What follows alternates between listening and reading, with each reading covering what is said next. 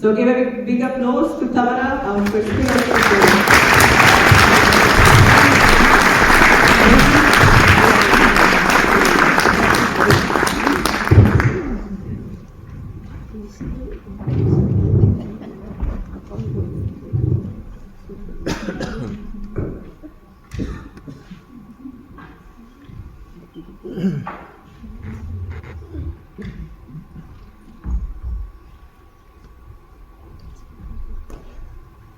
So good morning, everyone. It's fantastic to be here. Thank you very much for the invitation. So my presentation is the climate crisis, militarism, and war, and the urgent need for peace. Am I speaking too loudly or too quietly? Is it okay? Yeah. If I start going too loudly or too quietly or too fast or too slow, just wait and I'll adjust. Okay, so next slide, please. So let's begin with some questions. Who has been on a climate strike or rally? Raise your hands. Okay, great, good. And who has read the IPCC's 6th assessment report? Has anybody read the IPCC's 6th assessment report? Okay. And who has been on a peace march or a peace rally, peace vigil? Awesome, that's great. And who has been,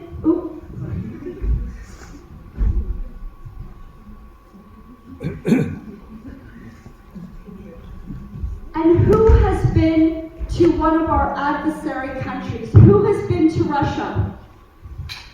Okay, a few people. Who has been to China? Who has been to North Korea? Who has been to Iran? Okay, quite a few people. That's wonderful. That's great. So as I'm moving through my presentation, I would like you to reflect on this question. Why does peace, disarmament, and demilitarization matter for climate justice and climate action? Okay, next slide. So a little bit more about myself. I have been an activist for almost 30 years on environment and peace. I'm also an academic. I care very much about evidence-based analysis and doing a lot of research, looking at archives, filing access to information. I'm also a mother of 2 young boys, and I'm Canadian. So this is my positionality. So I'm speaking from my experience and the research that I've done over many decades. And I'm also very much motivated by the principles of peace, of environment and climate, of empathy and nonviolence.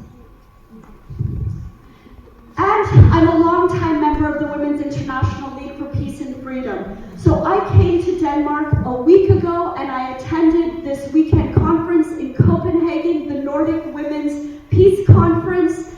And the WILP has been around since 1915. Women at that time gathered to try to stop the First World War. So it's the oldest women's feminist peace organization in the world, and it's still going strong, and 2 of the Secretary Generals have won the Nobel Peace Prize. And the analysis that we do, our perspective, is a feminist peace analysis that looks at the roots of the conflict. So we really try to investigate why conflict is starting and then how we can resolve it. Next slide. So I have noticed the week that I've been here in Denmark, there are some really fantastic things about this country. So there's very kind and helpful people that have helped me get around on the fantastic public transportation, the trains and the buses and the metro, just amazing. We don't have anything like this in Canada. I'm also so impressed with the green technologies here. Wind power, solar panel, green roofs, and also I've experienced communal and high-density housing here, just incredible. And there's a real collective spirit that I so appreciate, something that we can really learn from in North America.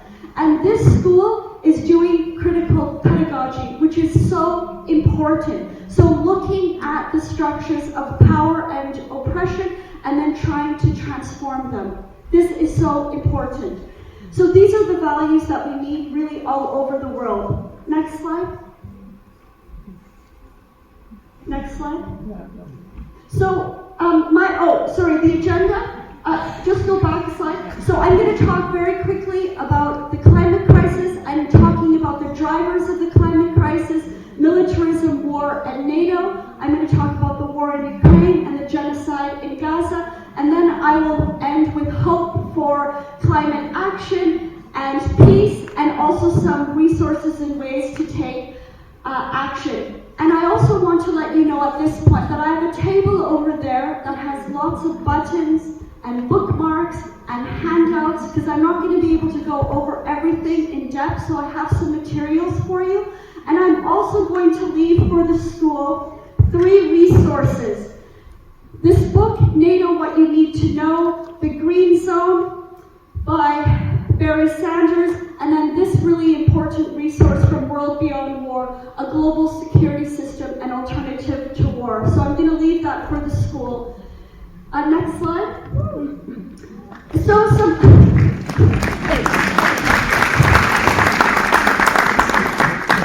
And also I should mention at this point, so you don't run away at the end of this presentation, is that we're going to do a group photo with these fantastic banners that I brought. Okay, so some climate basics. The Intergovernmental Panel on Climate Change is the IPCC. It was established in 1988, and it is the scientific body that does the assessments about the climate crisis. And it focuses on mitigation and adaptation. Mitigation means reducing emissions. Adaptation means adapting to the impacts of the climate crisis, of global warming. And the United Nations Framework Convention on Climate Change is the first international agreement on climate change. And there are 2 major objectives for the UNFCCC. And that is to stop the dangerous interference on the climate, to stabilize the climate, and to achieve sustainable development. So climate and sustainable development go hand in hand. And it's been 30 years that we have been trying to fully implement the UNFCCC, and there's been lots of agreements that have come out of it. All of the countries, part of the United Nations, are part of this convention. And they meet at an annual conference called the Conference of the Parties, also known as the Climate Summit. And this year will be the 30th COP that will be held in Brazil. And over the course of the past 30 years, there have been some really important agreements. So one of them is that we've made a commitment that we are going to limit global mean temperature rise to 1.5 degrees, because anything higher is going to be even more dangerous. And we have made commitments to reduce emissions by 50% by 2030 and achieve net zero by 2050. And we are going to phase out fossil fuels, have a just transition, and we have made a commitment on climate finance to provide $100 billion to developing countries to help them adapt to the climate crisis. So these are commitments that we've made, and they have not been fully implemented. Next slide. So, the latest IPCC report, the 6th assessment report, is really very important. And I would urge you to spend some time to read it and make a copy and bring it to all of your members of parliament or all of your representatives. So the headline is, or the title is, Urgent Climate Action Can Secure a Livable Future for All. There are 2 important operative adjectives here, urgent and livable. Next slide. In this report, there is this graph, and I'm going to spend a minute on it because it's really very important for you to understand. So this is the scale here. As we get warmer, it gets darker red. So currently, we are at 1.4 degrees of global mean temperature rise since the start of the Industrial Revolution about 150 years ago. Okay, we're at 1.4. So that means right now we are at the dark orange right here. You can see 2020 and we are at 2025. So the title of this chart is The Extent to Which Current and Future Generations Will Experience a Hotter and Different World Depends on the decisions that we make now. So we are at 2025 and the scientists are predicting that by 2100, in the next 70 years, at our current rate of emissions, we are going to reach 4 degrees or more of global mean temperature rise. This is catastrophic. We are already at 1.5 degrees and experiencing terrible climate-induced extreme weather events. 4 degrees or more is almost unlivable. This is why they are talking about whether or not humans can survive this. This is in the lifetime of my children, of our children, and our grandchildren. So next slide. In order to prevent this catastrophic scenario, we need to rapidly, deeply, and immediately reduce emissions. So we need to get onto the light blue line here and have our emissions. Instead, we are up in the red zone. Next slide. The 6th assessment report ends with this paragraph. One of the most important climate solutions is not just phasing out fossil fuels and stop the burning of coal, oil, and gas, but it is international cooperation. And this is how the IPCC report ends. International cooperation is a critical enabler for achieving ambitious climate mitigation, adaptation, and climate resilient development. Cooperation is mentioned a dozen times in the IPCC report. In fact, every single decision from the COP meetings, the climate summit meetings in the past 30 years, has emphasized international cooperation. So I want you to think about really what that means and how we get there. Next slide. So in my country, in Canada, in 2023, this is how climate change has been impacting us. Maybe some of you have heard about this in the news. 2 years ago, we experienced the worst wildfires ever in our history. There were 7,000 wildfires across the country, 18 million hectares of forest were burned down. There was mass death, displacement, and destruction. Thousands of homes and businesses were burned down. There was smoke all over our cities. There was so much smoke, it blanketed the United States. It was terrible. And this is 1.4 degrees of global mean temperature rise. Next slide. And Canada is not prepared or resilient for this. We were not prepared. Now, at this time, the Canadian military was engaged in the largest live fire training exercise with NATO allies. There were thousands of British and American soldiers that were working on practicing their firepower and interoperability and training for war. So you can see all of the fire from the tanks and the compaction from the vehicles. So much fossil fuel was being used and so many emissions were being released, and the military was not helping dealing with the firefighters. So we need to think critically about what defense is, what is the role of the military. Next slide. That year in 2023 is when Canada announced that we are going to buy the F-35 fighter jet. This is the most expensive, most carbon-intensive weapon system in human history. The life cycle cost will be $1.7 trillion. And many of our countries have bought this warplane. Australia, Italy, Germany, Denmark, and Israel has bought the F-35s, and they've been using this warplane to bomb Gaza. And this warplane consumes vast amount of fossil fuels, so about 6,000 liters in one flying hour. This is as much fuel as a car uses in 1 year. This is a huge amount. And these warplanes require aerial refuelers, big tankers, to fly near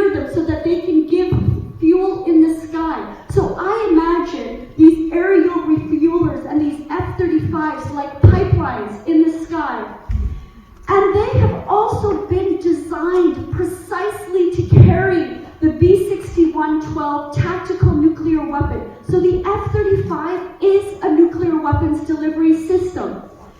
So why are our countries, when we're facing catastrophic climate change, investing in carbon-intensive warplanes? What is being planned? Next slide.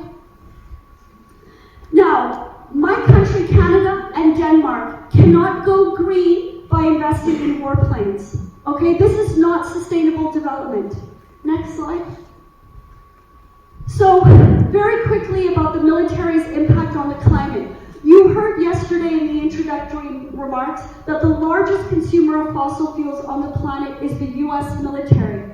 It is not only the largest consumer of fossil fuels, it is also the largest landholder, the largest employer, and it has the biggest military budget, almost $1 trillion, and it's emitting about, they estimate about 55 million carbon emissions per year. But this is an underestimate because we don't know fully what the military emissions are. Now, the military uses its fossil fuels 70% for its operations and tactical vehicles, and 30% for its installations, its buildings and its bases.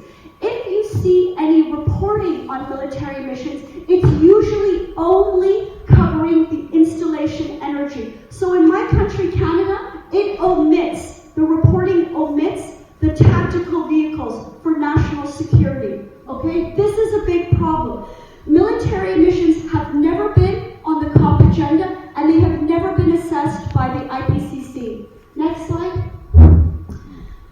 So, at the climate summits, activists are always raising this issue. So you can see some of my fellow activists with our big banner, militarism is the #1 polluter, killer, and colonizer. We always have this banner up. Next slide. And this is some of us in the negotiating space as the delegates are walking by with our sign, Stop the Wars, Stop the Warming. Next slide. Now, in my opinion, from my research, it is NATO that is driving the wars and militarism. And NATO is the greatest threat to people, peace, and the planet. It is impossible for us to rapidly reduce emissions with NATO's rising militarism and military spending, and all of the wars that it has been engaged in the past 30 years. Next slide. So, a few basics about NATO to make sure we're all on the same page here. So it was established in 1949 by 12 countries: Canada, the United States, Denmark, the UK, and others. And these were almost all colonial states, and some of them were still colonizers at the time. But this has transformed really from a colonial project to today a neo-colonial project, and I will explain further in a minute.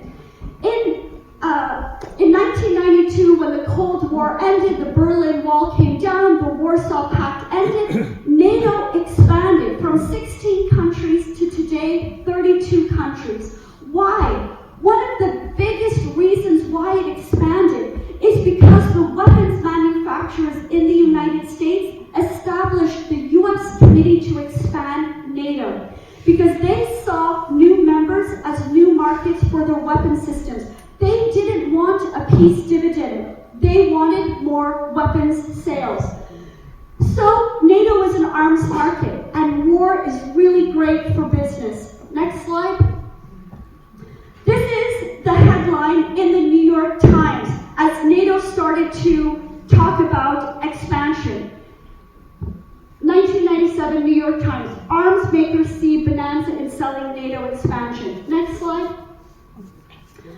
So you might think, well, but isn't NATO doing peacekeeping? No, it's not. So this is the United States and Canada peacekeeping over the past 30 years on UN operations. A high of 3,000 soldiers.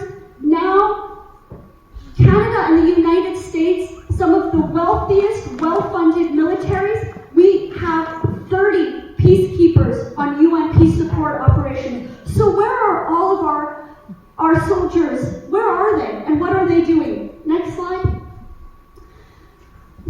saw peacekeeping going like this, but military spending for the NATO countries is going like this.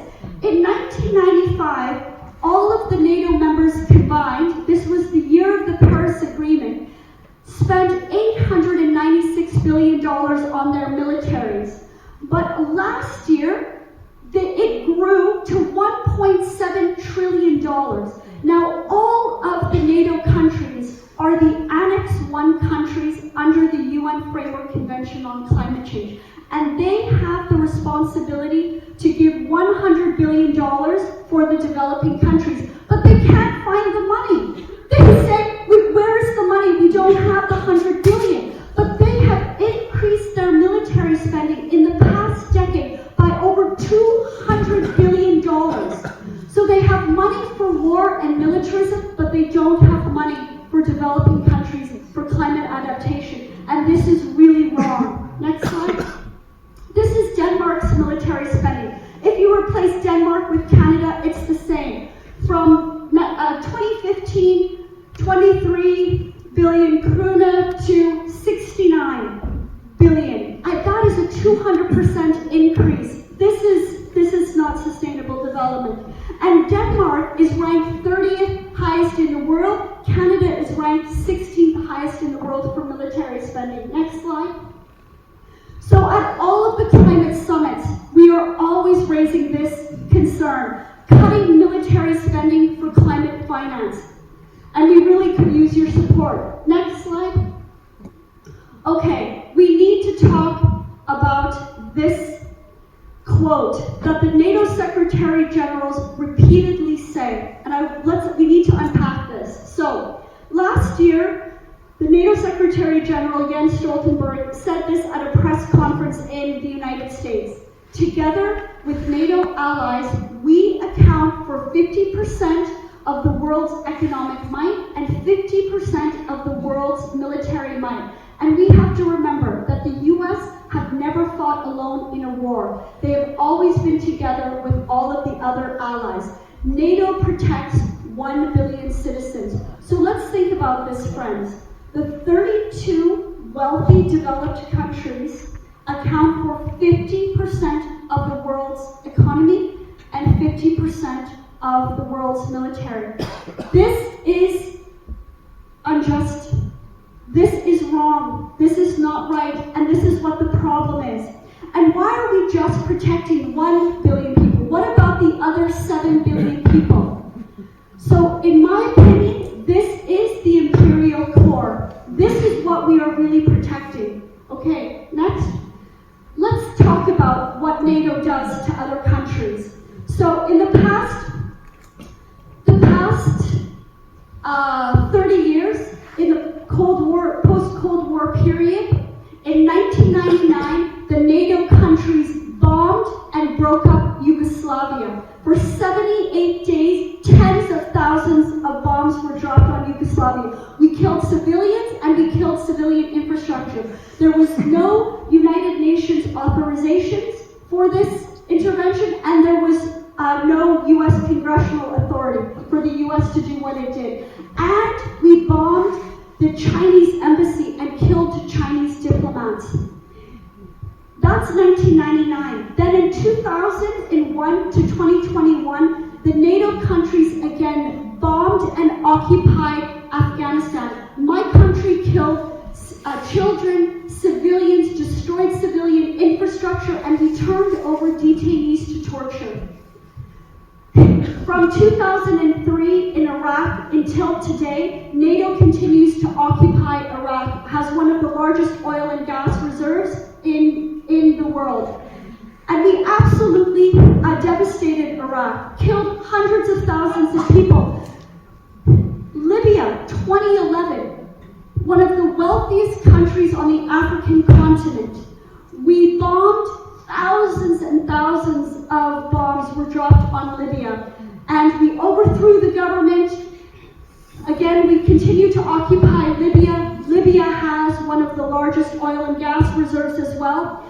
And if you look at the long-term impacts of what we've done to these countries, what NATO has done to these countries, you can see that they have dropped on the Human Development Index, the HDI. UCI. And in all of these conflicts, we have used the exact same playbook. And this is the playbook.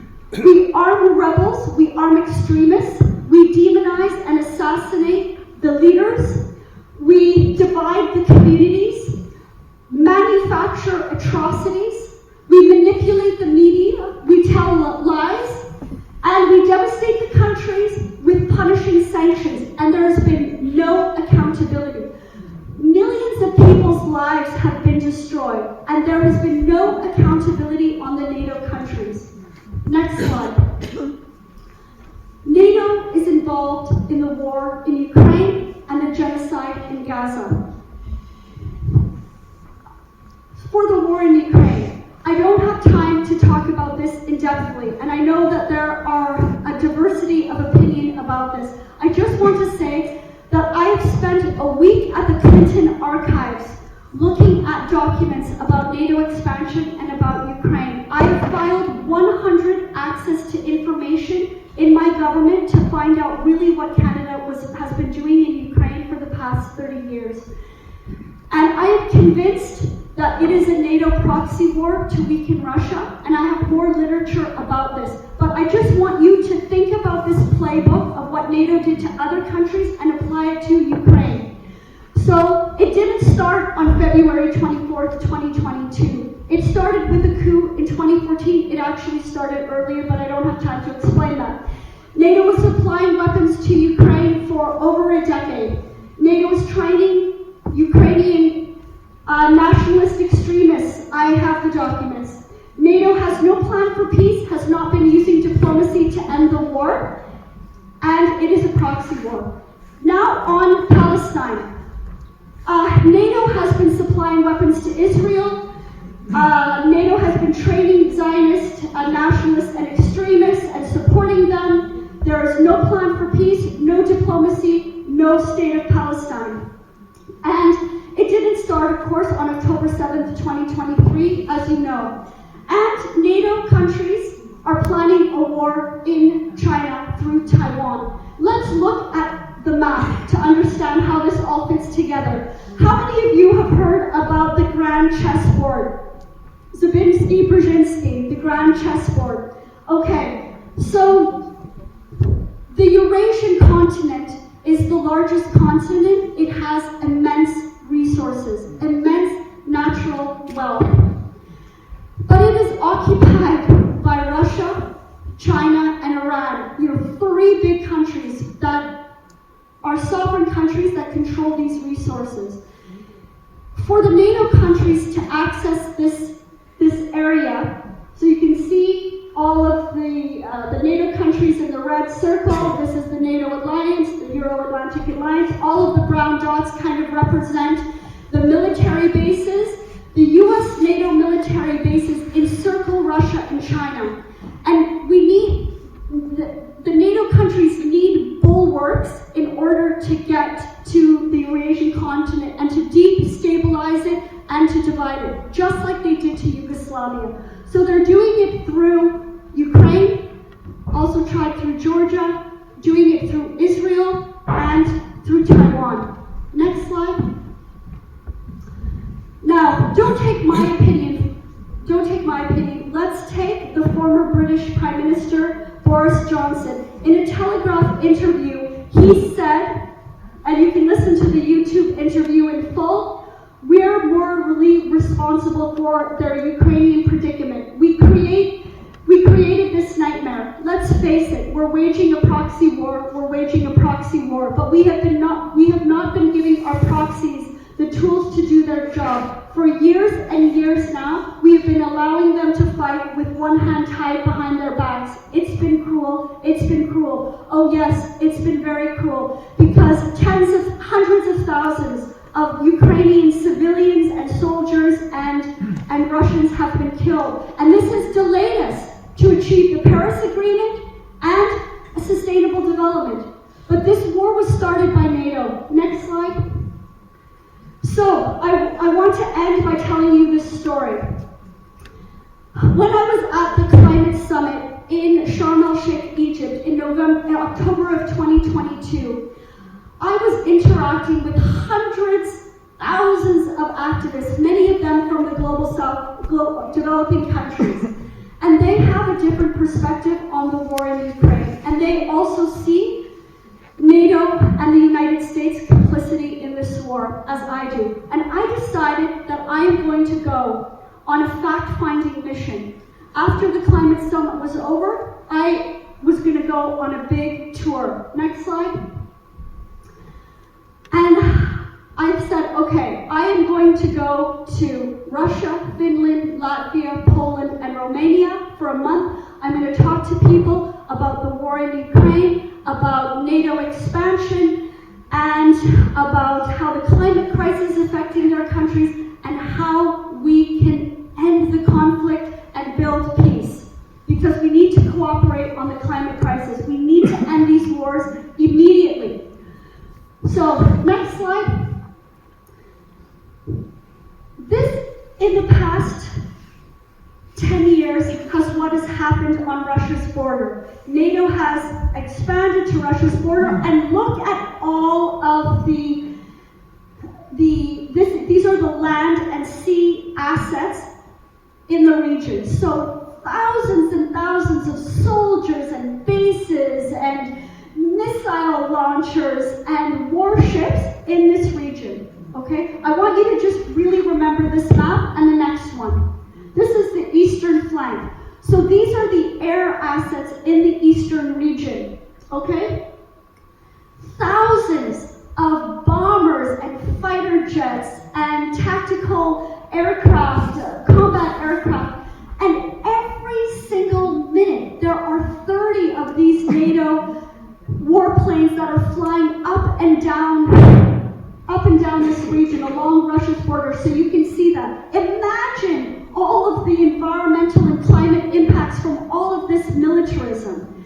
And we are creating a new Iron Curtain, a new division with this. Next slide. So I decided on my tour, I went to Russia, Finland, Latvia, and I stopped in Latvia because Canada is leading a NATO multinational battle group. And Denmark is part of that battle group there. And it's just outside of Riga, 30 kilometers. And I went to the gate and I held my sign, no to NATO, yes to peace and cooperation. And I gave the Canadian commander a letter saying, I don't support this. We should be peace building. We need to end the war in Ukraine. We need to peace build with all countries. For Canada, this is really very important that we peace build with Russia, because Russia is our Arctic neighbor. And Russia has got the largest forest on the planet. Canada also has a huge forest. And the forests, right, in the Amazon, the forests in Canada and Russia are the lungs of the earth. So we need to protect them, and we need to work together. So while I was standing outside this gate, I could hear the explosions. Just boom. Next slide.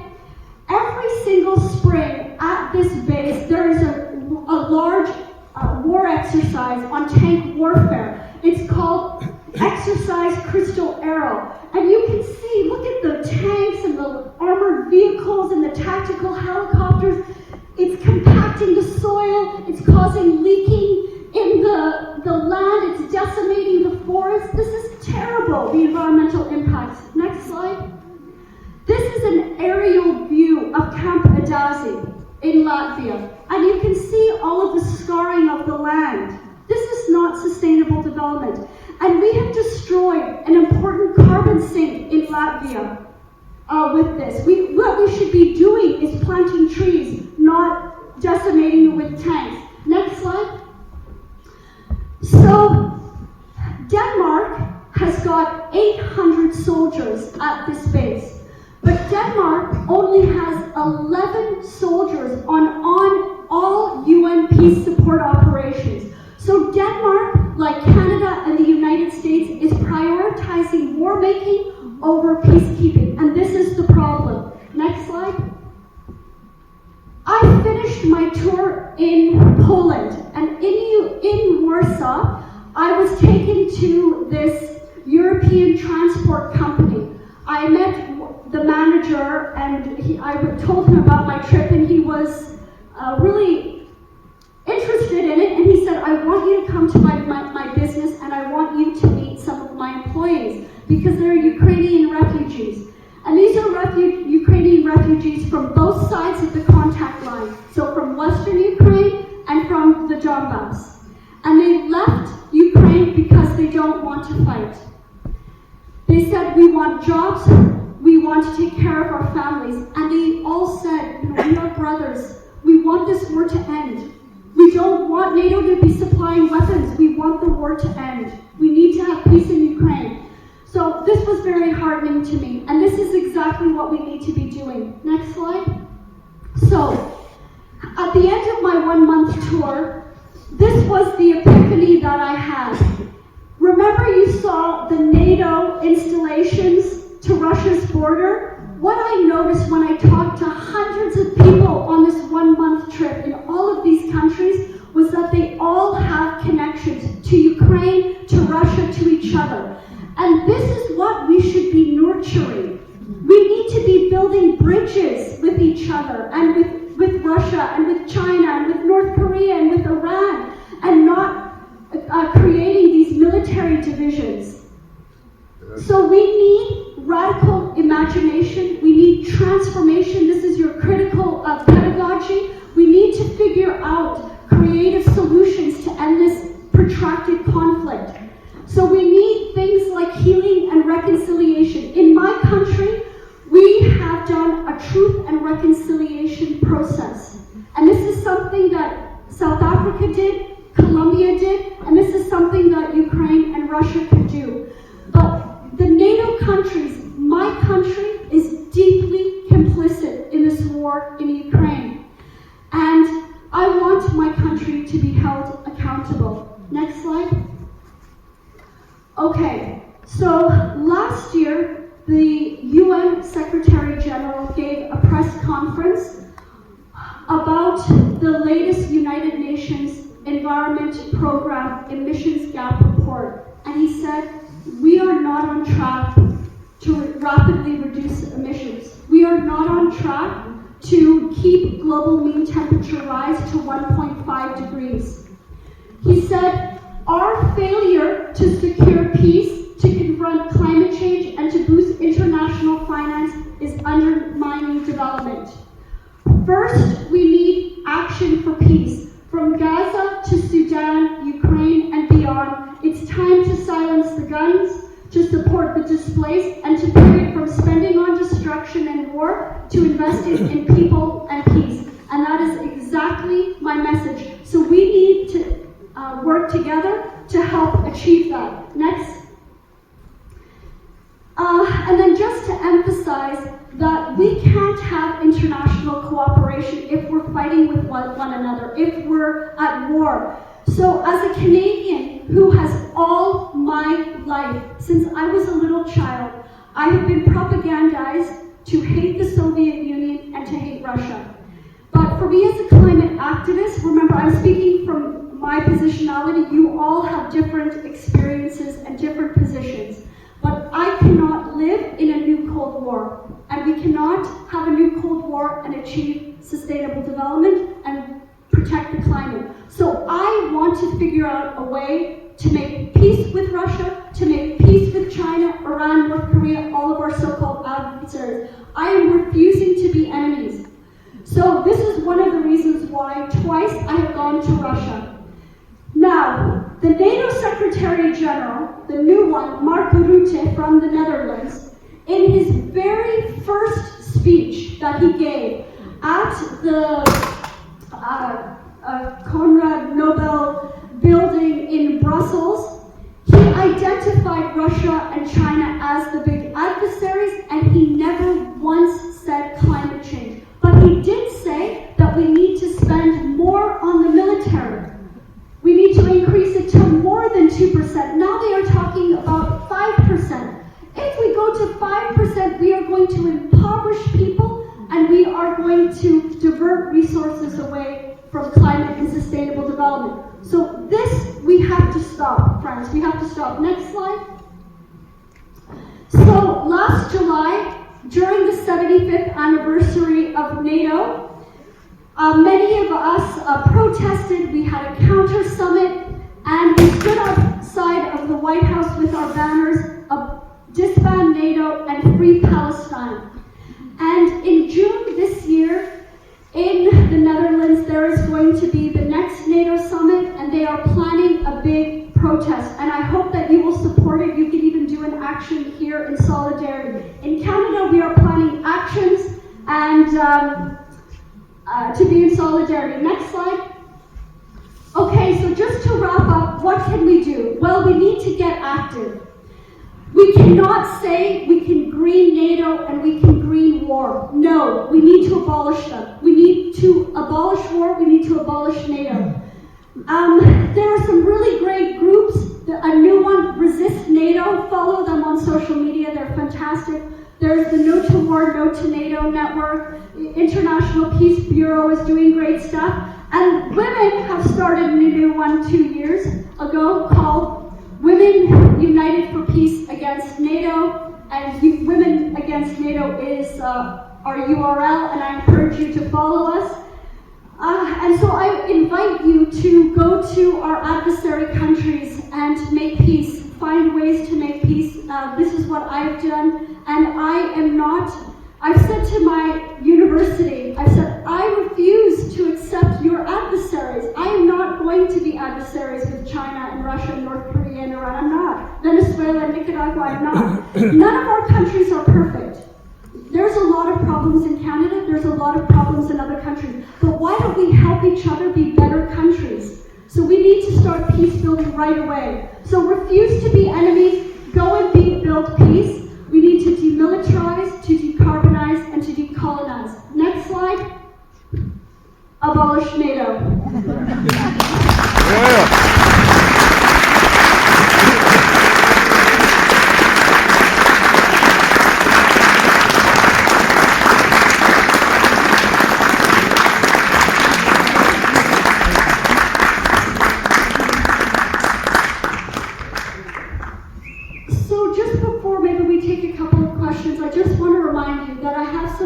On the table. So I have a handout about more resources about the war in Ukraine, about NATO, about how NATO is militarizing Denmark, and a fact sheet, a 2-page fact sheet on NATO. And I also have tons of pins and buttons, and I welcome you to take all of that, and bookmarks and other things. So you're welcome to take everything on that table. And also don't forget, we're going to take a group photo. Yeah.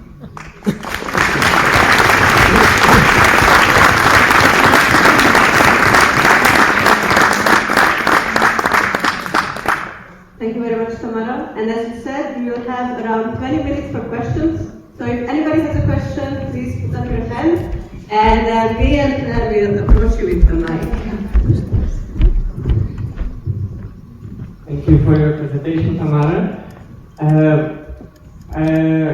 When I hear you speak, I also, yesterday we were in a presentation about BRICS and the development in Asia and so on. And we also talked about the information warfare of the narratives that the West, the EU, US are building against the countries. And I wanted to hear if you could bring some light on all the resources and work that is being done to create this narrative. Because one consequence is the actual machinery, another one is the actual damage they cause, and the other amount is the amount of resources it's used to create this narrative. And I think many of us here are educators and teachers, and we see what is being taught in schools, in universities, and it's not that. And I think it takes so much to create that narrative, and then it takes also so much energy to change that narrative from against one another for together building something. So I wondered if you have something to add to that, also in your work as somebody who spreads awareness and information about it. Thank you. There is no doubt that this is also an information war. So in my country, in Canada, the military has the largest budget of any federal department, about $29 billion US. That's about $39 billion Canadian. And of that, about $500 million, $500 million is spent on public relations in the military. This is a huge amount of money. And they fund a whole bunch of think tanks. And they give a whole bunch of research money in order to create this echo chamber that NATO is good, Russia, China, North Korea, and Iran are the bad guys. You need to support NATO and you need to support military spending. No country on earth has more resources spent on the military than the United States. The United States has the most sophisticated, well-funded information apparatus on the planet, and it is on all engines to ensure that we are in conformity in our thinking, that NATO is a force for good, that we need to spend more on the military, and that all of these other countries are the bad guys. And it's diverting our attention away from what the real challenges are, right? From catastrophic climate change and deepening poverty and inequality. So this is what your role here is so important for us to be able to critically assess what is going on, to really look at what NATO is doing, and then to figure out creative ways to transcend it, that we are not going to live in this enemy construction. We are not going to trust your narrative, and we are going to investigate ourselves about what is really going on. I know, because I've been doing this for 30 years, I know that my government lies to me. So when the Canadian government said, we are fighting in Ukraine, we are going to give them weapons in Ukraine because they are protecting their democracy and sovereignty. This is what my country said in 2022. But you know what? In 2004, Canada, France, and the United States overthrew the democratically elected government of Jean-Bertrand Aristide in Haiti, the poorest country in the Western Hemisphere. We don't care about democracy. We've never cared about democracy. So when my country started saying it's about democracy, I knew they were lying. I knew they were lying because we crushed the democracy of Haiti. We crushed it. The beloved priest of the poor, Jean-Bertrand Aristide, we got him out of office. Why? Because Canada and the US and France have sweatshops in Haiti. And Aristide wanted to increase from $1 a day to $2 a day. So friends, he is right, we are in an information warfare. And we have to really look critically at what our governments and what NATO are saying. They have a tremendous amount of resources. They basically captured the media outlets. This is why do you think you can't access TASS and RT today? And it's just Russia propaganda, but it's not our own propaganda. I am not saying that Russia or China are perfect countries, and there are some problems with authoritarianism there. Absolutely. But we need to fix the problems in our own countries. Good. Thank you. Yeah.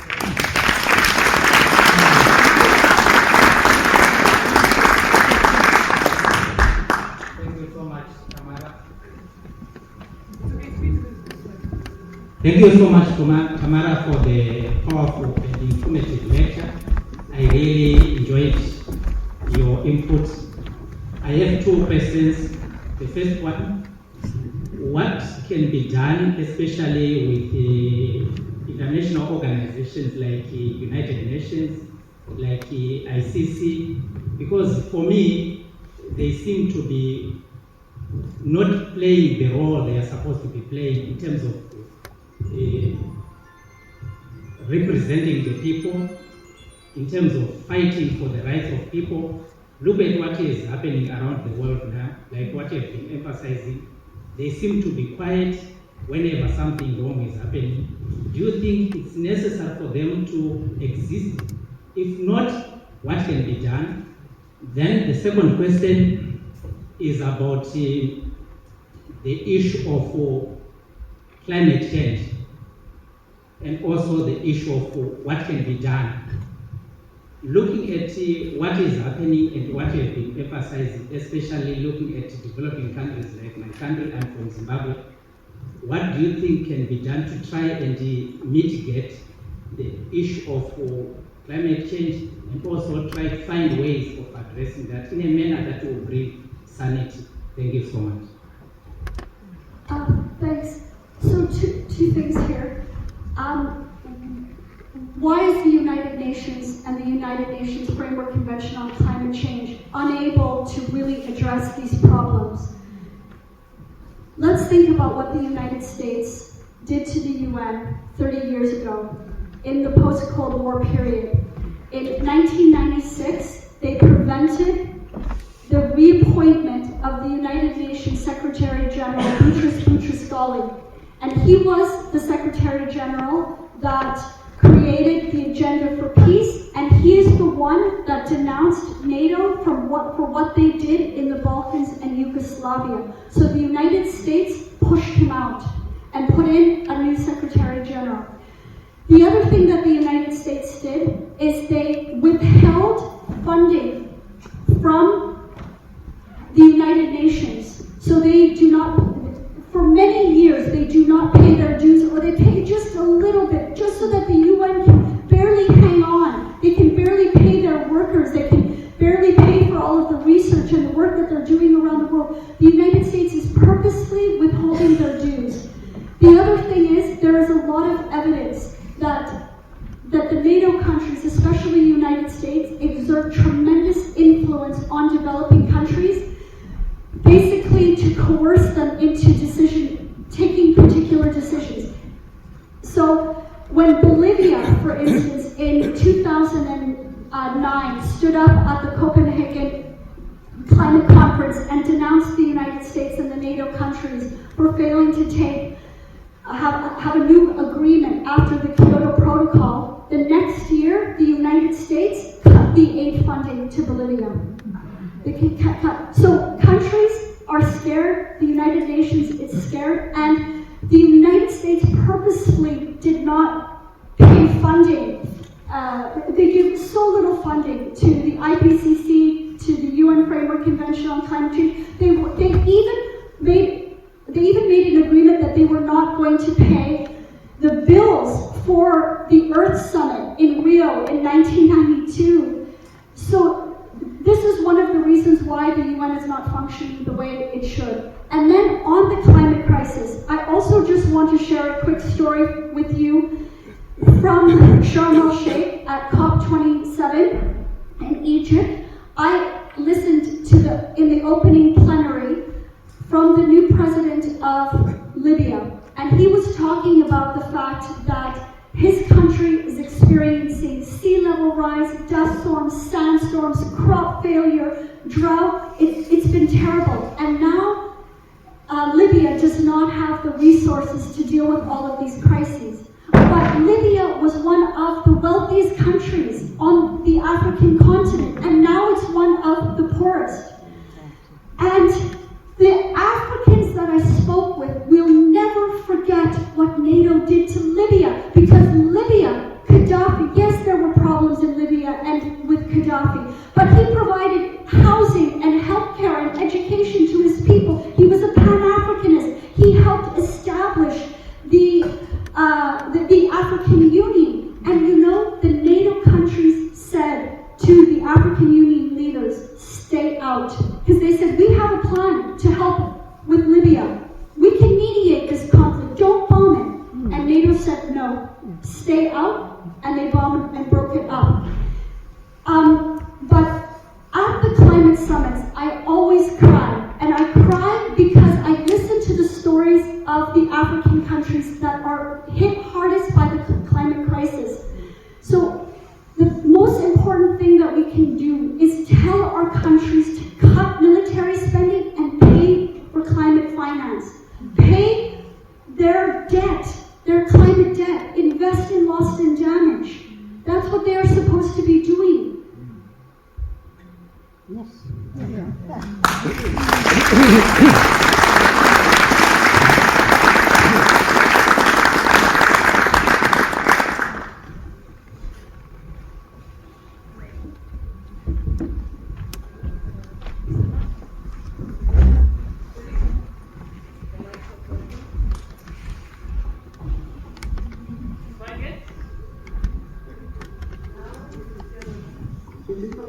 now it is working. Hello. Thank you so much, Tamara, for your passion and your bravery for really speaking and reviewing the truth that is often really hard to hear. This speech was so informative and so inspiring. I'm someone who is Chinese and with family who's Taiwanese, and I say all this because I've seen firsthand how the brainwashing of the imperial core has affected my people, and not only in terms of this misunderstanding of what China is doing and who China is and our own history and misinformation about that, but also like how the Taiwanese people now truly are so brainwashed that they think that the US is actually going to help them in some sort of twisted way. And I have a question about how you said that you traveled to Russia and how you are kind of creating these peace buildings on the ground. And I wanted to ask how you do that and what that actually looks like on a person-to-person basis, as I'm struggling to speak to my own speak to my own people about this, especially as I'm very, very, very scared for the war, the proxy war that they're trying to start with Taiwan, China, and the US. Thank you.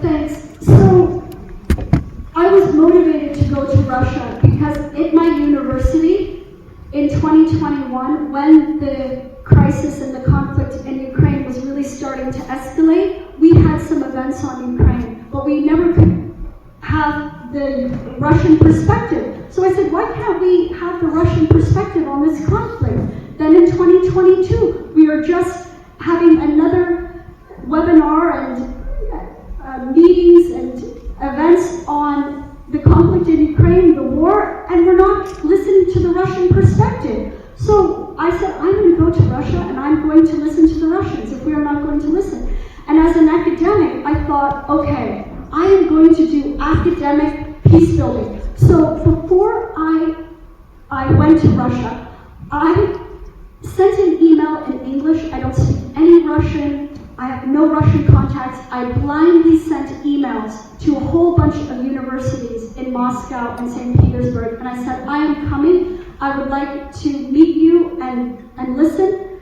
And incredibly, Migimo University, the top university in Russia for international relations, where Sergei Lavrov was trained, said, yes, you can come to the university. And I gave a little presentation and I said, I'm a pacifist. I don't support violence. So I don't support Russia using violence in Ukraine. I also don't support Ukrainian violence. I don't support NATO and Canadian violence because I know that my country has special forces operating in Ukraine. So I want the conflict to end. I want it to end and I want to peace build. So I want to make connections. And if I could also just say quickly, I had so many misperceptions about Russia. Like I said, I had a lot of propaganda, and when I was on the plane from Cairo to Moscow, I had a panic attack. I thought, I can't believe I'm going to this country that is like my enemy. The people I can't speak any Russian. The people are going to be very mean. The place is very Soviet and gray style. It's going to be horrible, but I have to go because I can't have a new Cold War and deal with the climate crisis. I'm very concerned. So, but what I found there was not the way it was at all. So this shows my absolute ignorance. And I phoned my husband the very first day after being in Russia, in Moscow for the full day. I lied on my bed, I phoned him, and I started sobbing, and I said everything they said about Russia is a lie. The people have been nice, the architecture is beautiful, the cafes, the gallery, the culture, it's been fantastic, this is amazing. And I want to peace build. I want to find the good in Russia, in China, in Iran, in Ukraine. I want to find the good, and I want us to end these conflicts. The other thing that I want to say about China, could you advance the slides, please? I want to tell you a quick story about being at the climate summits. Because in my country, in Canada, we are always told China is terrible and China is our adversary. Can you keep going? Yeah, keep going. Go. Next, next, next, next, next, next, next, next, next, next, next, next, next, next, next, next. Okay, stop here. Oh, go back. Go back. Okay. So this is. I'm so glad you asked this question because I'm so glad I get to share this story with you. So in Dubai at the climate summit COP28. Well, at all of the climate summits, countries can have pavilions. I'm probably talking too long. They have pavilions, and this is China's pavilion. It's incredible. It was huge. They had tables in the front. They were giving out tea all day long. They were doing calligraphy of people's names. They brought their panda diplomacy. So you can see this, it was so welcoming and vibrant, and they were hosting all of these events about all of the amazing green things they are doing. Next slide. Next slide. So this is my name in Chinese. Next slide. They were giving out these incredible panda bags with buttons and a panda hat. I was so thrilled that I got one. Next slide. Information about what they are doing on the climate. It's incredible. They are the largest exporter of renewable technologies. 40,000 kilometers of high-speed rail. In Canada, we don't have 1 kilometer of high-speed rail. So it's just totally incredible what China is doing. Next slide. This is the U.S. pavilion. The Chinese pavilion, the doors are open. They're welcoming the whole world, and there are tons of people around that pavilion. People working on climate. This is the U.S. Embassy. Now, next slide. Every single climate summit, it's usually 2 weeks, every day, the activists with the Climate Action Network International they give out a fossil award. They give out an award to the country that is the worst country at the negotiations, okay? Every day. Then at the end of the 2-week climate summit, they give out something called the Colossal Fossil Award. Now this is a serious evaluation. You have to nominate a country, and then there's a big international jury. These are thousands and thousands of activists from around the world that are coming and doing this. So this is not just a joke. And at the end of the day, the end of the conference, there's this big award ceremony, a dishonor, okay? For the last 2 climate summits, COP28, COP27, it was the United States, not China, not Russia, not Iran. It's the United States that is deemed the greatest obstacle to progress on climate, the biggest obstacle at the negotiations, the country that's not paying its fair dues, that's not doing enough on the climate crisis. It's the United States. So I've gone back to Canada and I have said, actually, China is a trusted partner on climate change and development for so many countries. And this is something that you need to know. So we can work with China on climate and development. We can work with China. And we need to make the United States and the other NATO countries like mine better. And that's getting out of NATO and cutting military spending.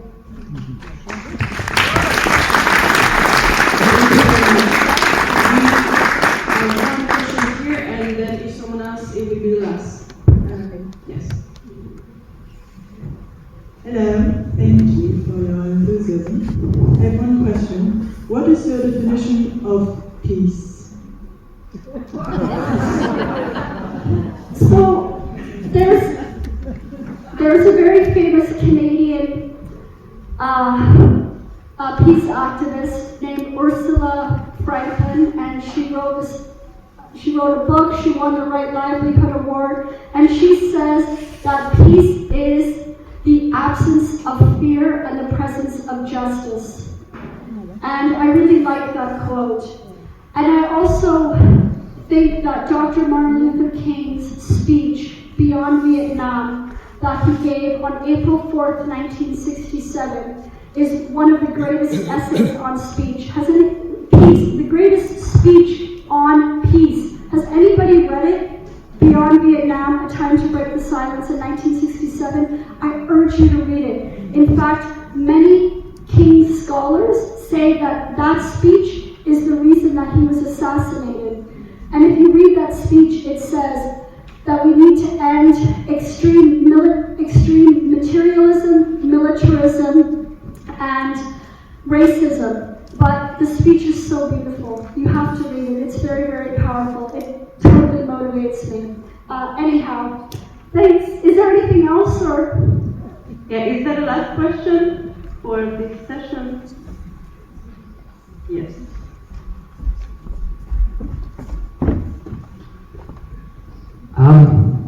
Thank you for your speech. I'm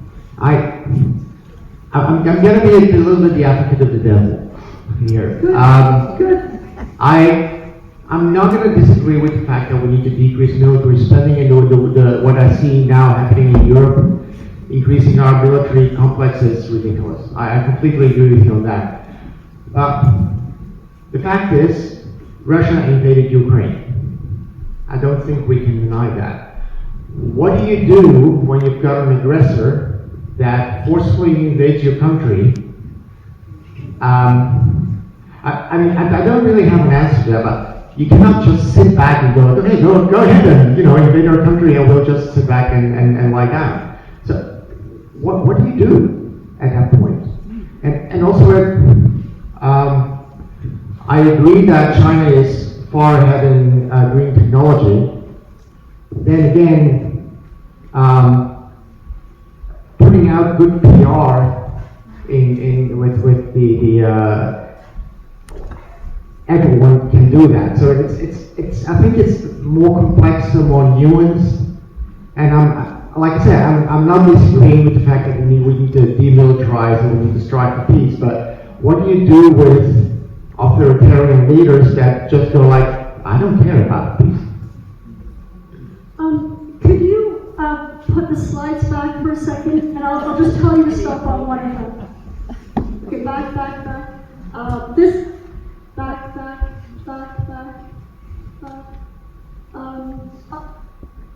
Okay, stop. It's almost time for the break, and I know I don't have very much time to talk about the war in Ukraine, and this is actually a super important conflict for us to discuss. I think that there is an idea of having a workshop discussion tomorrow where we can talk about this, and that would be great. I also have some literature. So I've said that the war was planned by NATO, especially the United States, the UK, and Canada, and it was provoked. It was provoked in two ways. It was provoked with NATO expansion, and it was provoked by NATO-backed extremists. I'm not saying all Ukrainians. I have many Ukrainian families. Canada has the largest diaspora of Ukrainians outside of Russia. I have many Ukrainian friends. So I'm not saying all of Ukrainians are nationalist extremists. But like we've done in every conflict, we armed them. They were shooting and shelling into the Donbass. From January 2022 until February 2021, the OSCE Special Monitoring Mission for Ukraine showed that the shooting and shelling was coming from the west into the Donbass, to draw Russia in. So there were so many ways that we could have prevented this war. One, when Russia in December of 2021 said these are draft agreements to NATO and to the United States to prevent NATO expansion and to implement the Minsk agreements, NATO and the US ignored it. So we ignored their peace agreements in December 2021. Then instead what my country did, we flooded more weapons in January of 2022, started to do the shooting and the shelling. Then what we did another thing.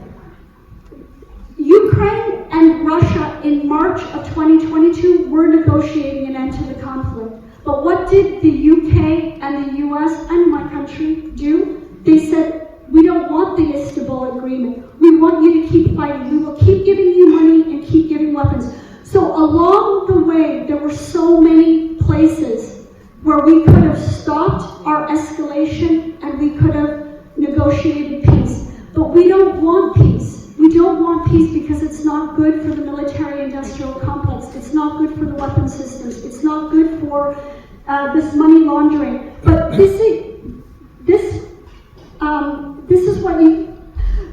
is why it's so important for us to listen to all voices in the conflict in order for us to come to a resolution. We need to listen to the Russian side. We need to listen to the people on Donbass. We need to listen to the people of Crimea, why they wanted to cede from Ukraine and rejoin Russia. So we need to try to understand this conflict to end it, because Russia is your neighbor. Russia is your neighbor. Russia is my Arctic neighbor. And we need international cooperation, friends, to deal with catastrophic climate change. This is the greatest threat that we're facing. So I know that I don't have enough time to go through it all, but maybe can you just go back? Oh no, forward. Go forward, go forward. Forward. Yes, stop. Back, yeah. This book, War with Russia by Stephen F. Cohen, really important. Next slide. Go forward. So, how many people know about John Pilger? I'm going to end on this note. How many people know about John Pilger, the amazing investigative journalist? He did that incredible documentary 20 years ago. Palestine is still the issue. And he's also the one that did this incredible documentary in 2013 called War with China, Becoming War with China. It's all available on YouTube. You need to check it out. But in 2014, in The Guardian, he wrote an open letter. And it's in Ukraine, this is 2014 after the coup. In Ukraine, the US is driving us towards war with Russia. Washington's role in Ukraine and its backing for the regime's neo-Nazis has huge implications for the rest of the world. And then, Ramsey Clark, how many people have heard of the former US Attorney General Ramsey Clark, a great peace hero? Ramsey Clark, oh, he's amazing. He wrote this open letter in 2014. It was addressed to the UN Secretary General, President Obama, all of the members of Congress, to the media. Ramsey Clark, stop the war in Ukraine. They knew exactly what the US was planning. They knew exactly what the US and NATO were doing. So we could have stopped it back then. We effected a coup in February 2014. All of the resources is there. I know some of you might feel a little bit tense now, but just remember, we need to end these conflicts, and we need to cooperate on climate change and dealing with poverty and sustainable development. So friends, we need to figure out a way of how we get there. And I think it's through transformation, healing, and reconciliation.